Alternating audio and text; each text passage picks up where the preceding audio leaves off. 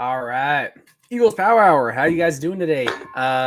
This is going to be a different episode. I'm kind of in between work shifts right now. I typically have a couple meetings. So I had a 9 a.m. meeting, a 9 a.m. appointment, and I was supposed to go at 1 p.m. That got canceled.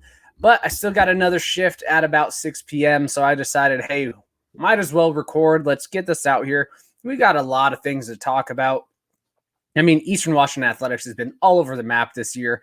Unfortunately, Rusty is working, but he's got a couple really cool interviews lined up. So you guys are going to get to hear from Rusty real soon. And they're going to be some really fun, entertaining episodes. So be on the lookout. Wait for one of those to drop. They're going to be real fun.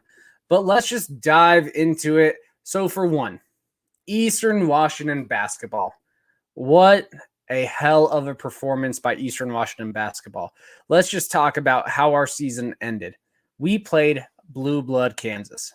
I mean, they were projected to win by, 10 and a half, 11 points, something like that. Watching this game, Eastern Washington controlled majority of the game. We looked like the better team for a majority of the game. I mean, we were able to control them. We were going up and down the court. The Groves brothers, they were unstoppable. I mean, even though we ended up losing in this game, can we just give a shout out to the Groves brothers and how much media that they got throughout this whole game? I mean, there was comparisons to saying, who's Abraham Lincoln and Napoleon Dynamite on the field? I got a good chuckle out of that. I think the Groves brothers will as well. But they absolutely showed what type of players they were against Kansas. I mean, Michael Meadows looked phenomenal too. Acom Jr., he was a beast defensively. He got his 6 boards. All of them played minutes. I mean, it was overall such a good showing. But yeah, Tanner Groves, 33 minutes, 35 points. Unstoppable in the paint. He was shooting well everywhere. But I mean, that guy was pissing off Kansas. All of their fans were hating the Groves brothers. And then you got Jacob Groves, 9 rebounds, 23 points. Phenomenal. Meadows, like I said, he was able to drive down, seems like whenever he wanted. He had 8 assists. He was controlling. He was able to get the ball to, the Groves, everyone. It was such a good performance. But at halftime, Eastern Washington up 46-38. Everyone was feeling pretty good. Then Kansas kind of did what Kansas does at the last 5 or so minutes of the game. I mean, they controlled the second half. Let's be honest. We still played phenomenal, but Kansas was just a different beast at the end. They wanted a little more than us. That might hurt to say, but it just seems like how they played. So we ended up losing 93-84. But overall, such a phenomenal performance by Eastern Washington. These are the games when, experts or analysts are looking and they're like, well, most likely this Big Sky team is going to get blown out. They're playing Kansas. It doesn't matter if Kansas had a couple people out during the COVID. It's still Kansas. They're still a top 10 recruiting program in the NCAA. They have all the talent in the world and they get whoever they want pretty much. And it was awesome to see our guys compete toe to toe with a blue blood like Kansas. We got a lot of publicity. I mean, there was one point in the day we were the number 2, we're the number 2 thing on Twitter for at least trending. It wasn't even Kansas. It was Eastern Washington. I mean, I thought that was pretty cool. So, I mean, anyone who says athletics is not an important factor for a school, when you have days like this, you can see how much publicity, how much promotion an athletics program can do. Just think if we actually invested in our athletics, what we could accomplish. I mean, it's unreal what we could potentially do if we spent a little bit more, if we fundraised a little better, if the fans donated a little better as well. The sky's the limit for what this program can do. Right now, we're one of the most competitive football programs. We're one of the most competitive basketball programs in the Big Sky.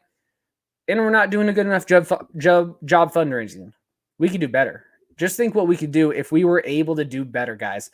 It wouldn't be the Montana show. It wouldn't be the Weaver show. It could be the Eastern show in every single category. I know I had Shantay on here last week, and he was talking before the game about how excited he was about all of Eastern Washington athletics. He's like, it's not just a basketball team. It's not just a football team. He's like, the soccer team does well. There's been up and down years for the women's basketball team. There's just so many positives for Eastern Washington as a full athletics program. And guess what, man? We need to support them. We need to do a better job. I'm going to keep saying that. We need to do a better job so we can continue the success. Overall, though, what a phenomenal basketball season. But we got bad news. It's you can look at it whatever way you want. Some people are going to say it's bad news. I got to say, I'm pretty happy for the guy himself.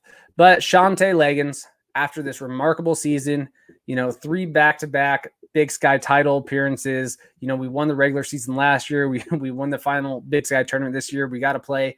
He's been with our program for a long time and as an assistant to a head coach. He's coached some of our greatest players like Tyler Harvey. It's sad to see, but it is what it is. I'm really happy for the guy. And some people are saying this is, a parallel move or a weird move or something like that. And, I'm going to give my 2 cents. I love Eastern Washington to death. I love the Big Sky to death. But at the end of the day, this isn't a parallel move. Maybe in terms of how competitive Portland was to Eastern Washington last year. Oh, Eastern Washington would have stomped them. Eastern Washington is a better team than what they have. But in terms of potential, let's start talking about a few things. Portland, they're in the WCC. Compare the WCC to the Big Sky. Let's be honest. Let's be brutal. If this was maybe 20 years ago, probably a pretty close comparison. The WCC could be what the Big Sky should shoot for. It should be what we can hope for. But unfortunately, the WCC went off on their own, and a lot of it's thanks to Gonzaga, right? They put national notoriety into that conference. They're getting high-level recruits in that conference. That conference is a legit 2 to 3 bid conference every single year now. Outside of the powers and maybe like the Big East, the WCC and the RPIs was ranked above the Mountain West. The last few years, they've gone toe-to-toe, and I think they have a winning record versus the Pac-12. And that's not just Gonzaga. Their middle-of-the-tier program this year beat Virginia. I'm just saying the WCC is not an apples-to-apples comparison when you're looking at 2 conferences. The Big Sky continues to get better every single year, but we need to strive to be better. We need to strive to be what the WCC was able to do the last few years. That should be the goal. But, my computer's doing some weird things. Hold on. There we go. Some Adobe page popped up, but we got that fixed. But yeah, the WCC, it's one of the best non-power conferences, and the Big Sky still has a lot of work to do, but we have potential. We have a lot of good teams. We have some good facilities. We have some not so good facilities.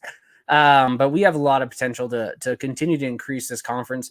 What we really need to start doing is winning a couple of these tournament games, because then you typically get some better seeds. And if you get better seeds, then you don't have to play the Kansases of the world right away. Maybe you can play, someone who doesn't quite have the talent of a Kansas. And then there's a much higher chance for an upset, even though Eastern Washington played extremely well, and we could have upset them. But yeah, goodbye, Shantay. We wish you all the best. I hope everything works out for you. I think you deserve every single opportunity you own. And let's talk about Portland just a little bit. Guys, this isn't Portland State. There are some people that I'm friends with from the East Coast who, they're different fans from across the nation. They're like, man, this is just a lateral move. Why is he going to Portland? Is it because Eastern Washington is such a financial crunch? No, man, this is a WCC school. They pay their coaches $400,000, $500,000, $600,000 a year. Big Sky, Eastern Washington is paying $130,000. It's just not comparable. This is a WCC team who right now is not a good program, but they have potential. They're in a good market. Like it or not, Portland likes their basketball. They're in a good market. If he can bring in the talent, and we've seen what he's able to do at Eastern Washington in this short amount of time. We were never a bad Big Sky team. We were always a good Big Sky team, but he brought us to an elite Big Sky team. I think he's going to be able to bring some pieces in place. And I think he's going to be able to turn around that program. And, I'm going to be honest, it's going to be real hard to compete with Mark Few and what Gonzaga's done over the last, decade, because now Mark Few is getting top recruits in the world. He's getting top 5 players out of high school now. So that's just a whole different beast altogether. But let's say Shantay can, in a few years, start being competitive with BYU, start being competitive with St. Mary's, turn that program into potentially a WCC tournament team every other year or every year. I mean, then the doors are really going to open for him. Just think if he can do what he did to Eastern Washington at Portland, but at a much higher level because Portland's worse than us, he's going to have any job he wants in maybe the Power Fives, in maybe, the Pac-12. That's a rebuilding conference. It seems like besides now they have 3 teams in the Sweet 16, or is it 4 teams? I mean, that's pretty ridiculous because Pac-12 was pretty awful in basketball this year, but hey, the tournament's crazy. But yeah, I mean, we all wish you the best, Shantay. No one has ill will towards you. You will always be welcome in our stadium. One thing you just got to do, our arena, one thing you just got to do is, put us on the schedule, man. I know you don't want to lose to us, but it's going to happen at least those first couple of years. So put us on the schedule. Let's see how well you got our players ready to prep for you. Let's make it a fun little rivalry for the next few years because you know what? It doesn't hurt. It helps our strength of schedule. It helps your strength of schedule, surprisingly, too, since Eastern Washington is better than Portland right now. But I have all the faith in you. That's a solid program with a lot of potential. And Shantay, I think you can do some big things. So I'm really excited for him, guys. Let's all give some hope. And now we're all kind of wondering, the question that's lingering. Who is the new coach? Of course, there's one candidate who we think is really on the rise, who's the most likely. It's probably going to be announced within the next few days. I think it's got to be David Riley. I think he has done enough to secure this job. He's been a great assistant. I mean, I don't even know what else to say. I'm pretty sure he's going to be the new basketball coach for Eastern Washington University. Collingwood just announced that also, that insider information, all reports are leaning towards Riley. And I think that's such a good fit. I love when a program recruits from within. I mean, we have done that, and this is how we've maintained success. I mean, we've had Shantay Leggins. He was an assistant before. Now we're most likely going to have David Riley. After Beau Baldwin, Aaron Best, he brought us to a national championship game. We do a very good job promoting from within, continuing to develop our coaches. So then when they take over the helm, we don't lose many steps. Maybe next year is going to be a little tough. Davidson's he entered the transfer portal. There's probably going to be another few, I would assume, just because it is what it is. When a head coach leaves, especially a guy like Shantay Leggins, he may even try and steal a couple guys, but hey, stay away from those groves, brother Shantay. You better keep away. We want Abe Lincoln. We want Napoleon Dynamite. They're going to stick it out with us. But I mean, anytime a coach leaves, there's probably going to be a few guys that transfer. It is what it is. But yeah, I feel really secure with Eastern Washington basketball in the future. I feel really secure with Eastern Washington athletics in the future. If you follow me on Twitter, you've probably realized that, I've had some debates over the last few days. So, there's my Twitter handle, Kylor EPH. Come follow me. You can troll me, whatever you want. But, there's still this giant narrative about Eastern Washington's in the worst place it's ever been financially and athletic wise. No, we're not. Like literally last year, or the last full season before COVID, 2019 was the best financial year we've ever had in athletics. And then the faculty report came out. So it's pushing a false narrative. And the Picture Group kind of showed that the faculty report was a false narrative. I don't think we're going anywhere, but I've been battling on Twitter and I'm trying to do it respectfully. So, hopefully I don't come off like a dick on Twitter, because sometimes I will, and I don't mean to, but sometimes it's hard to get dialogue across when you're in social media and it's limited characters, only what you could type. So, I mean, if anyone ever wants to have a true conversation, you guys are always welcome on our podcast. We can have debates. You can have questions. I will talk about anything. But, we were having a little bit of a debate with a local news personality. And he was basically saying, hey, if I'm an Eastern Washington basketball player, the uncertainty of the athletics department, I would transfer. And I kind of got a little bit on him, but, if you read the thread, you can just follow me. You'll see it. I think I did it in a respectful manner, saying I respect everything you've done. You are a great personality. You've done a lot of things for the community, and I respect all of it. And hopefully he's going to join my podcast in the next few weeks. I think it'll be a great conversation because, I would like to have an open conversation where maybe it doesn't come off as dickish on Twitter. But basically I said, I think posting something like this is very irresponsible, especially when you have the name recognition and the power you do in the local community. Because right now, the picture report, in my opinion, had overwhelming findings that all we need to do is do a better job fundraising. And the D1 athletics question is not really a question. In 2019, we were not one of the 4 Big Sky teams that lost revenue that year. We had a profit. I mean, it is what it is. Montana State lost a little bit of money. Idaho lost a little bit of money. Idaho State lost a little bit of money. Southern Utah lost a little bit of money. Eastern Washington didn't lose money for the first time in ever. I'm pretty sure it's ever. I could be making up that, but and then we get all these reportings after we finally have a successful year financially. And now it's like, oh no, Eastern Washington's in the worst state ever because a few faculty members don't support Eastern Washington in athletics. And even if they support athletics, they don't see the benefit in athletics. There was argument over this weekend when Eastern Washington lost Kansas. When we were trending number 2, he's like, yeah, it was great to see Eastern Washington, but this doesn't change any type of exposure. The hell it doesn't. We were number 2 trending on Twitter. When we won a national championship in football, attendance increased. There's no supporting data from this faculty report or from anyone that's saying athletics hurts the actual school. The picture report kind of proved the opposite. Athletics, especially at the D1 level, actually helps your school. It puts a more name recognition on the school. I, for one, I'm a kid who went to Eastern Washington. I only applied to a few schools. Eastern Washington was the only one I applied to that was Division I. If Eastern Washington wasn't Division I sport, I would have went to Central Washington. I would have went to Western Washington. I would have went to one of these other schools besides the one in Cheney, far away from where I lived. I would have went to one of the closer schools that I knew more about. But the only reason why I went to Cheney, they had a Division I team. There was a potential chance for them to go to March Madness, and I wanted to be a school. I want to go to school who has a potential chance to go to March Madness. I mean, it is what it is. That's how I made my decision. That's how some kids make their decisions. And I mean, when you looked at the picture report, I think it was like 1,300 kids or something, current students. They said athletics was one of the reasons that made their decision to come to Eastern. Maybe it wasn't their full decision, but maybe even 200 kids, let's say out of 200 kids a year, that was their decision. They wanted to come to Eastern Washington because of the athletics. And I'm not even talking about the scholarship kids, but maybe just kids like me. Still a good amount of money every single year for the campus. I mean, every little bit helps, right?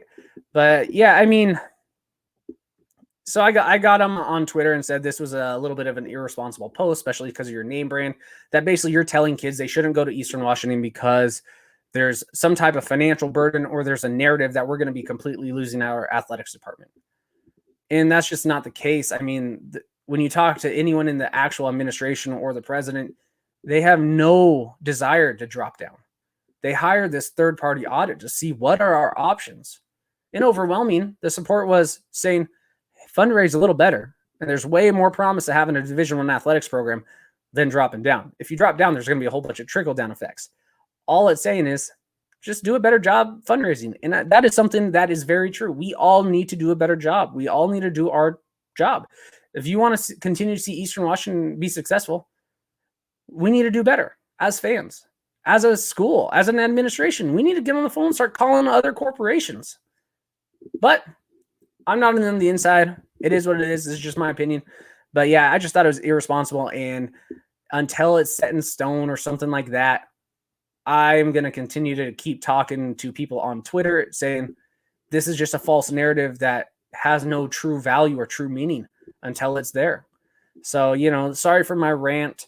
This isn't going to be a giant, crazy long show, but we do want to talk about a few things. Okay.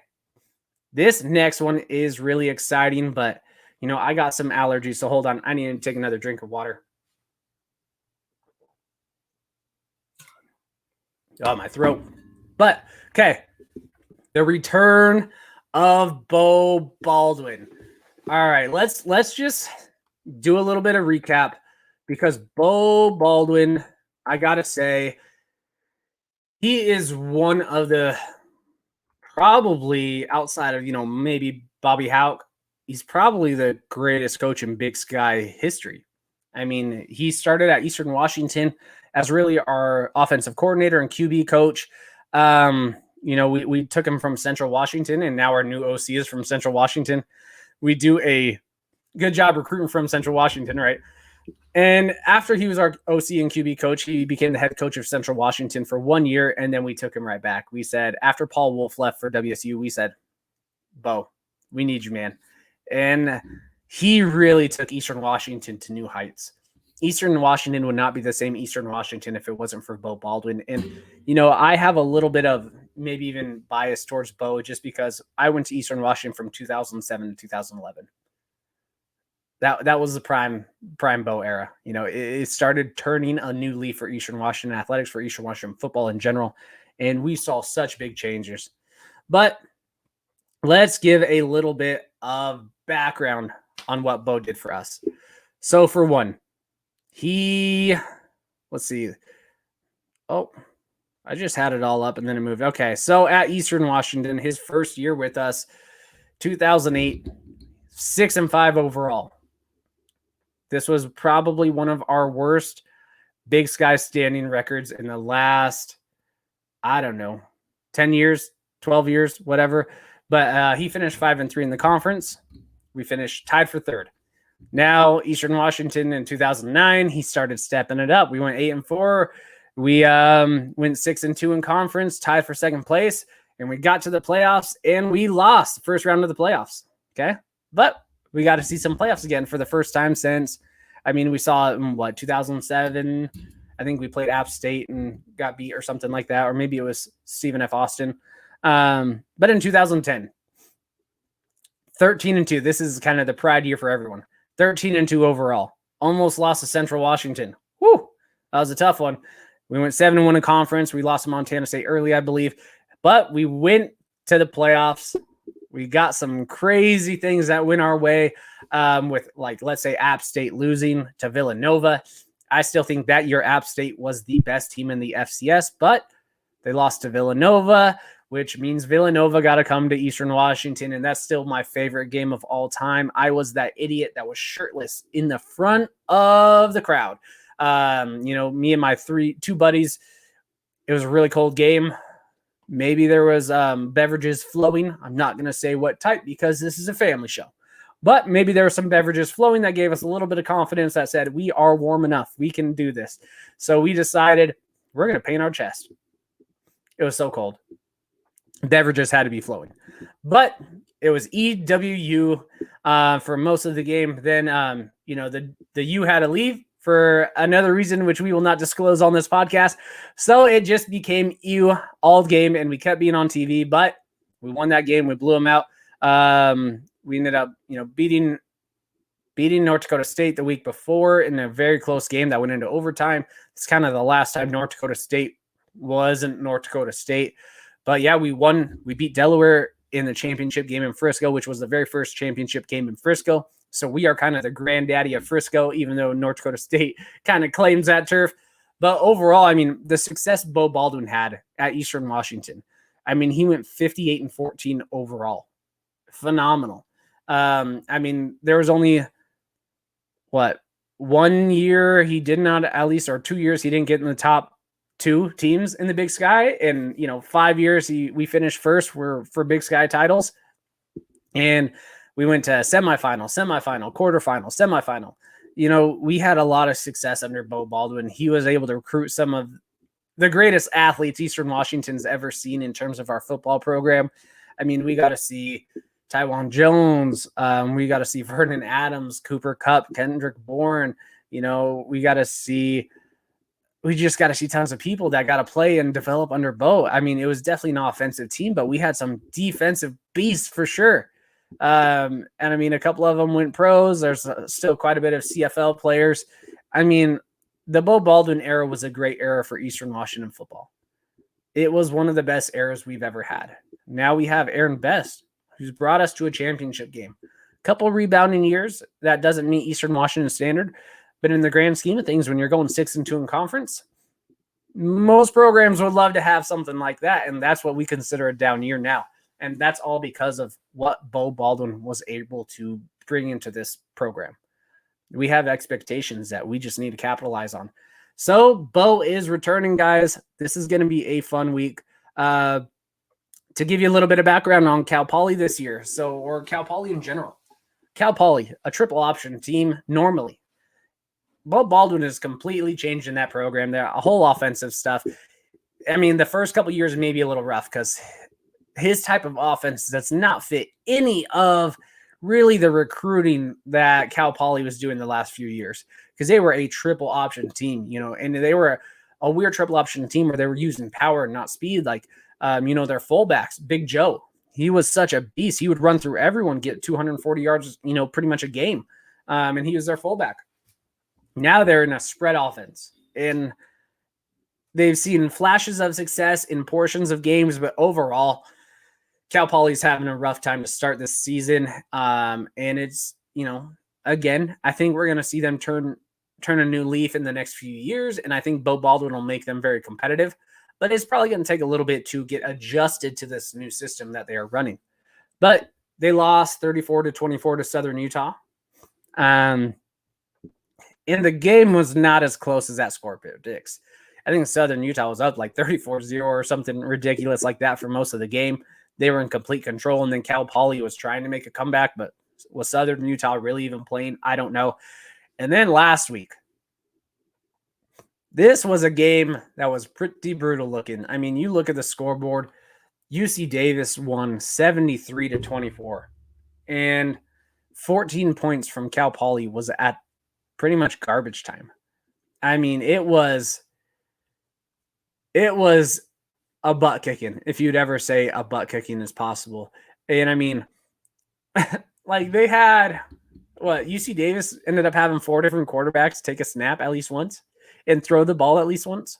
Hunter Rodriguez absolutely killed, 19 for 23, 265 yards, 3 touchdowns, 1 interception. Miles Hastings, he got some playing time. Gunnar Falk, he got some playing time. Trent Tompkins, he got some playing time. They did whatever they wanted to Cal Poly. Cal Poly's offense didn't look good. They have Hunter Rackett, which was kind of cool. This was the Hunter versus the Hunter in terms of quarterback names. You had Hunter Rodriguez versus Hunter Rackett. Jalen Hammer, he was playing. He wasn't doing very successful, so Hunter Rackett got in the game. And I think Cal Poly saw a little bit more potential with him in the spread offense than maybe Hamler. So we'll see what happens with Cal Poly moving forward. I would assume Hunter Rackett is probably going to be the guy. But right now, Cal Poly is just trying to find what makes them Cal Poly. And right now, they are having a fairly tough time trying to find their new identity. But you better believe this team is going to be very, very excited when they come to Eastern Washington. It's not just Beau Baldwin who's on the team. They have multiple people on the team from Eastern Washington or on the coaching staff from Eastern Washington. So it's going to be a fun time. It is a true homecoming. This is our homecoming game. I think we're allowing a couple fans from what I'm aware of, but I don't think it's much. But, it's a homecoming game for our fans, but it's also a homecoming game for, half of Cal Poly's coaching roster, which is kind of fun. We should be able to beat them. I mean, Eric Barrier is doing what Eric Barrier does. Eastern Washington's offense is a top offense in the nation. Let me kind of see the stats, FCS stats. Let me Google and just kind of show you what each of these programs are. So right now, Eric Barrier already has 1,207 yards in only 3 games. That's pretty phenomenal. Only 1,200 yards in 3 games. He already has 10 touchdowns. He has some interceptions, but some of those are pretty bad drops. I would probably accredit 2 of the interceptions to him, just to be honest, and not the full 4. But Eric Barrier has overthrown some things, but he's also done some exciting things in the pocket that, of course, only Eric Barrier can do. So it's always fun watching Eric Barrier play. I expect Eastern Washington to be able to really sling the ball down the field. I think we're going to be able to do a lot of good things, but let's look at our total offense versus Cal Poly's. So Eastern Washington ranks number 3 in the nation. Let's see, where's Cal Poly at? I don't think it's going to be very good right now. They still got a huge adjustment period. But we should be very healthy this game. Andrew Boston should be playing. Limu Jones should be playing. All these guys and all of our weapons should be playing from everything I've heard. Cal Poly, number 59 offense. So they're averaging 4 yards a play. They only have 5 offensive TDs, and they're averaging 308 yards a game compared to when you look at Eastern Washington. I mean, you're looking at a team who's averaging 6.2 yards a play, 14 total touchdowns, 550 yards a game. We're averaging 250 yards more a game than Cal Poly. We are 2-1. We had a horribly exciting game against Idaho State, last couple weeks. We had a bye week last week, but I swear we were doing everything in our power to lose that game, and we still couldn't. We had some big drop passes. We had, there was a lot of open field on that defensive front where it seems like the middle of the field was always open for Idaho State.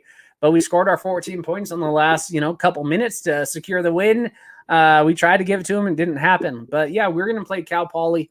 Just to give you a little bit of background on our Cal Poly versus Eastern Washington history, we are 4-0 versus Cal Poly. The last matchup we played was really a barn burner. It was 42-41. It was back and forth. They were rushing all over us. It was tough, but we ended up getting the win.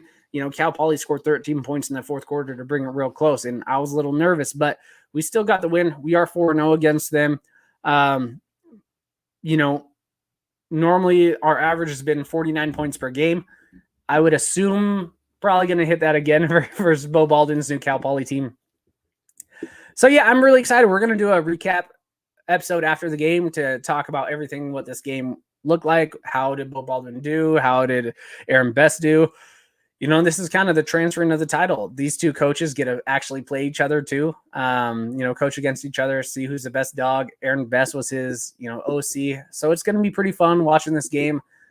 I'm not going to lie. I'm a little nervous for it just because of the intensity I think Cal Poly is going to bring. It's not because I'm nervous that they are a good team. I think they're a team that's really struggling right now to find out who they really are. But I mean, there's always that it factor. And when you have a team that half of them is coached by Eastern Washington former players or coaches, I think they're going to be hyped up for this game. And I think it's going to be a different type of intensity than they have showed all season. I don't think this is a game that they truly want to lose.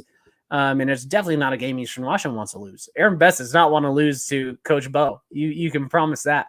So it's going to be fun to see what game this ends up looking like. But yeah, we're going to have a recap episode. We're going to talk about how this game looked, talk about what we need to do to still be in the playoffs. Because right now, there's only 16 teams that are going to go to the playoffs.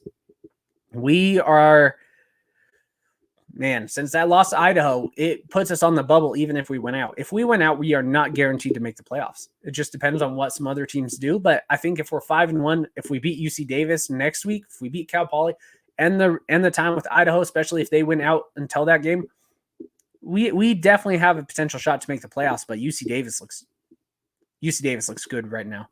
Their 5-point loss to Weber, who was the overwhelming favorite to win the Big Sky. Then they beat Idaho, and they kind of just bullied them. It wasn't even a competitive game. Then you see what they did to Cal Poly. You're just like, geez, UC Davis, they for sure right now are the second best team in the Big Sky that's playing this spring. We'll just see what happens. I think stylistically we can still catch them. I mean, but this is not a game we need to look ahead to. We definitely need to focus on what's ahead, and that is a very hungry Beau Baldwin and company coming to Eastern Washington and trying to dethrone his old home. He's trying to put his crown in the middle of the field and say, I'm still king. So I hope it's not going to happen. I mean, Aaron Best has lost only twice at home since he's been head coach or something like that. Beau Baldwin probably lost a total of 7 times in his career at Eastern Washington from at least 2010 to or since we installed the red turf. So it's going to be a battle, but I think Eastern Washington should control this. We look like the much better team than Cal Poly because they're still trying to find themselves. But we'll see. It could end up being an offensive shootout. We definitely need to fix some things. We need to fix our mentality. And I think we will. I think our players are talented. All of them across the board. This is one of the more talented rosters I've ever seen, and we just need to capitalize. So I'm excited, guys. We got football back. This is now, since basketball's out, we'll have a little bit of updates, but now we are fully back on to a football podcast until we cover some basketball things. And Rusty will have some interviews. But we're going to, focus a little bit more on football since it's still football season, and try and do playoff tiebreaker scenarios, post-game recaps, all of this stuff. So look forward to the content. And then in the after season or the off season, we're going to follow recruiting, basketball, football wise. We're going to do it all. We're going to have more interviews from former players, current players, coaches, athletic department officials, local media presence. It's going to be a fun time. We're going to continue to try and grow this.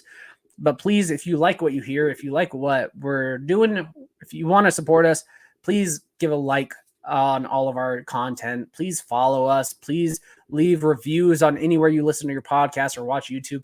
Try and watch this YouTube thing. It's kind of fun. I have not gotten good enough at the editing yet. I've been trying to do a couple things.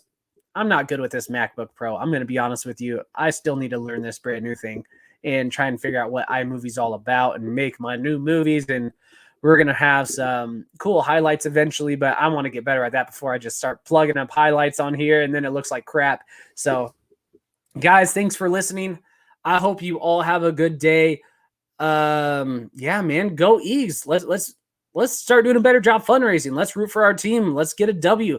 It was such a phenomenal time watching this basketball program this year. Let's continue to support them next year. Let's show them that Shantay left, but we still have a solid program with a lot of solid players, a lot of solid coaches that are going to take over the helm. And it's football season, baby. Let's get this W. All right. Have a great day, guys. Boom.